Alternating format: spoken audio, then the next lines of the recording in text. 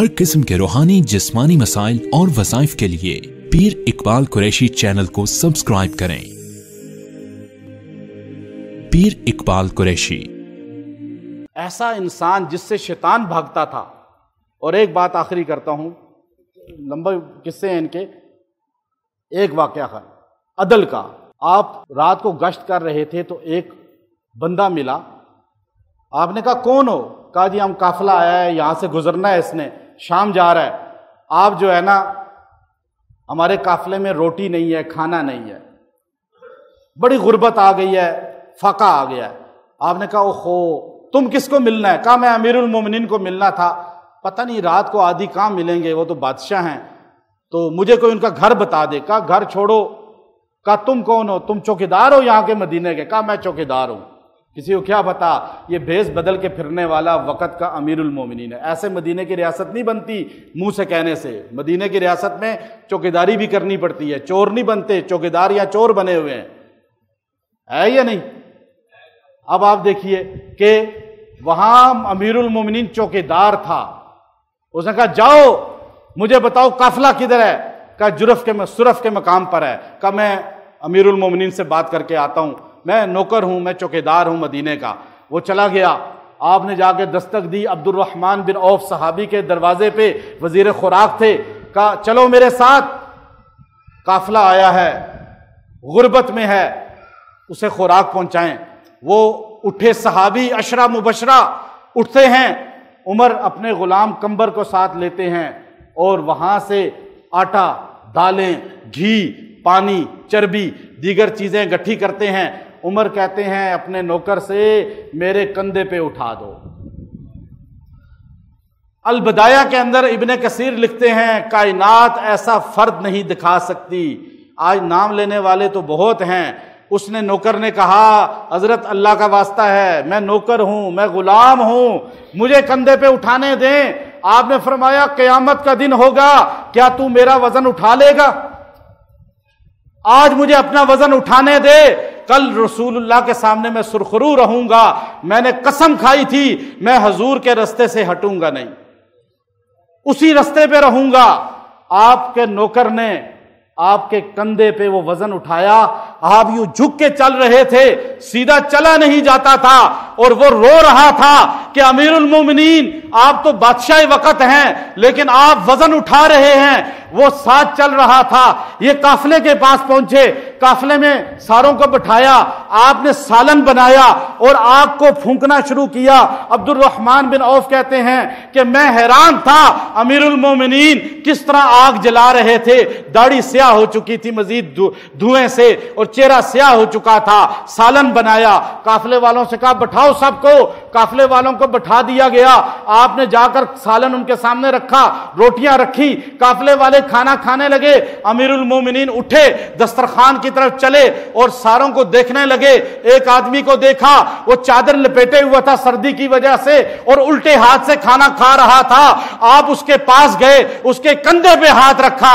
آپ نے فرمایا اللہ کے بندے، ہمیں رسول اللہ نے دائیں ہاتھ سے کھانے کا حکم دیا ہے، بائیں ہاتھ سے کھانا حرام ہے، ناجائز ہے، شیطان کا طریقہ ہے۔ اور وہ ایک دم کہنے لگا امیر المومنین میں غزوہ موتا میں شریک تھا، میں ان لوگوں میں شامل تھا جن کو رسول اللہ نے غزوہ موتا میں بھیجا تھا، میں رسول اللہ کا صحابی ہوں۔ غزوہ موتا میں جھنڈا میرے ہاتھ میں تھا اور میرا ہاتھ کافروں نے کاٹ دیا تھا۔ یہ دیکھو میرا ہاتھ نہیں ہے، میرا بازو نہیں ہے، میں اس دن سے بائیں ہاتھ سے کھانا کھاتا ہوں، بائیں ہاتھ سے کام کرتا ہوں۔ اس نے اتنا جملہ کہا، وقت کا امیر المومنین رسول اللہ کا دوسرا خلیفہ، وہ جس کو جنت کی بشارت دنیا میں ملی ہے، وہ رونے لگا، ایک دم ہچکیاں لینے لگا۔ صحابہ حیران ہو گئے، کہنے لگے امیر المومنین آپ رو کیوں رہے ہیں؟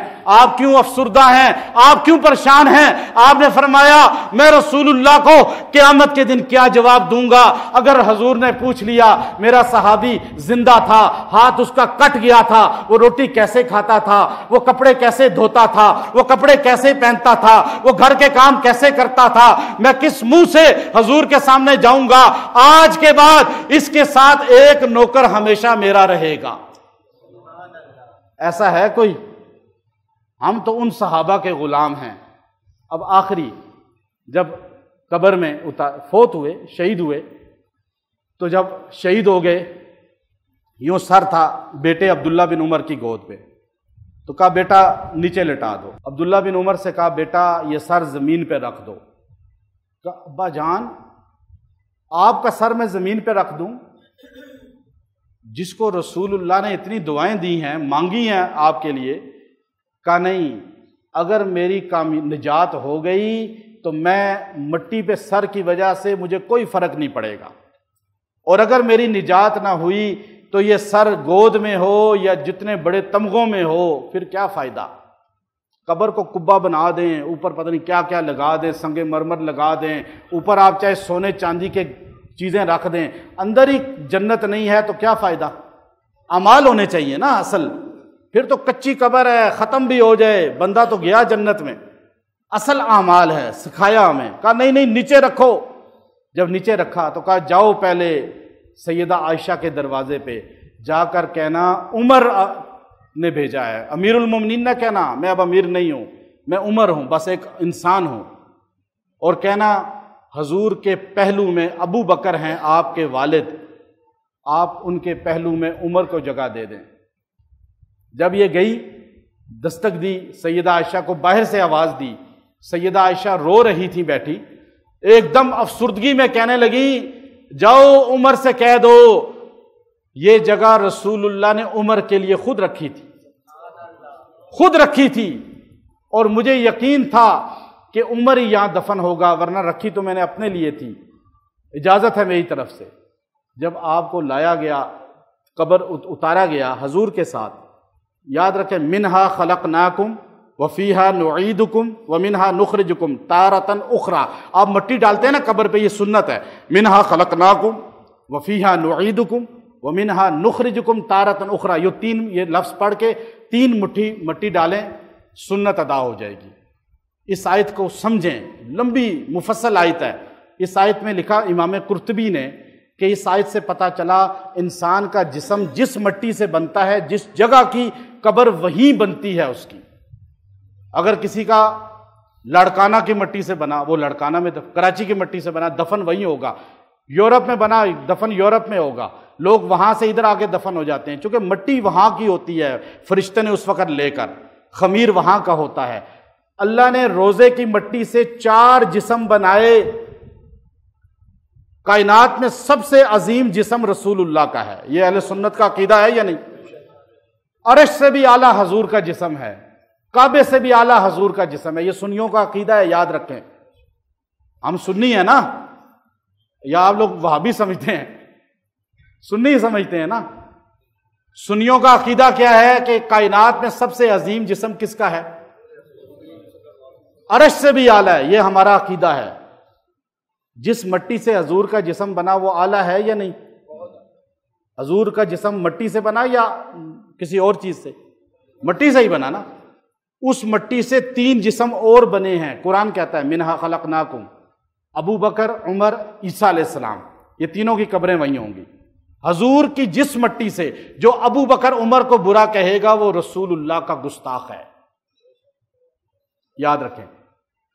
تو آپ کو جب قبر میں اتارا گیا، قبر کھودی گئی، بغلی قبر تھی آپ کی، طلحہ صحابی نے کھودی، اور آپ کو جب قبر میں اتارنے لگے عباس خود اترے، علی خود اترے۔ عباس ابدیدہ روتے ہوئے کہنے لگے عمر مجھے پتا تھا کہ یہاں حضور کے ساتھ تم نے دفن ہونا ہے، میں نے کئی بار رسول اللہ کی زبان سے سنا تھا میں ابو بکر و عمر ساتھ ہوں گے۔ کون کہہ رہا ہے؟ عباس۔ وہاں عمر دفن ہوئے، روزہ بنا۔ عمر وہ انسان ہے جس کی عزت کرتا ہے عزت والا، چونکہ عمر کے احسانات ہیں نا ہم پہ، اور عمر کے نام سے بھاگتا ہے، خوفزدہ ہوتا ہے، بغض رکھتا ہے شیطان یا شیطان والا۔ سمجھ گئے؟ اللہ ہمیں حضرت عمر کی زندگی اپنانے کی توفیق عطا فرمائے۔